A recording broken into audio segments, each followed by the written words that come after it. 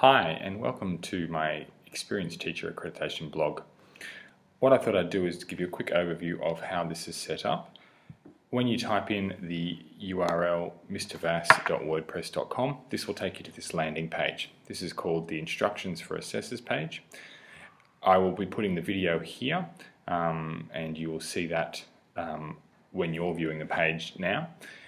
Then you'll see all the formal documentation, the cover sheet, checklist, declaration of authenticity, the index of evidence, and so on. The mapping guide, which I have not included in a hard copy format because of the format of the WordPress blog. The mapping guide exists at the side on the right hand bar with all of these standards hyperlinked. So simply hover the mouse across, it gives you the standard, but also you can click on that standard and it will take you to the annotation, which is the blog post. It's called a category archive because these are all blog posts that have occurred over time. But if you simply then was to click on that, that would take you to the annotation and the evidence. In this case, it's the reference, so there isn't a specific annotation. So let me go to one which does, let's say, in the 3.5. There we go. There's the annotation. The annotation is structured in the same way as the hard copy annotation template with the domain, the element, the standard. You notice I clicked on 3.5 but I'm here at 1.2. That's because you can see that this particular post covers element 1, standard 1.2, and element 3, standard 3.5. So you just need to scroll down a little further and you'll come across the annotation for 3.5.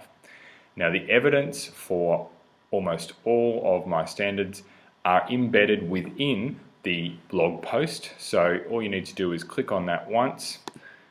That will expand the evidence full screen and allow you to scroll through and view the annotation evidence or the annotations within the evidence throughout multiple pages. If you want to just work through page by page, you can just use the right hand cursor arrow at the top. If for whatever reason the standard comes up or the evidence comes up in this format, just simply click the single page at the top and that will bring you to a much more easier readable format. If you need to zoom in, you can always just click on this bar here and drag it if your eyes need to see something in a little bit more detail. I hope that makes sense. I'll close out of that now. Now, that shouldn't take you away from that window, so that should allow you to, should be a pop-up window, and then you can go back to the standard. I'll take you back, if you're looking to go back to that home page, there's two links at the top here, Instructions for Assessors and About Me. About Me gives just a brief description of my background, kind of like a portfolio, and instructions are here. You can see I've also included some evidence that formalizes the agreement that I can submit my annotations electronically, and here these documents you'll see the cover sheet and checklist will open as a separate window via my Dropbox account, which you also will have access to because it's opened publicly, and you can see the document there.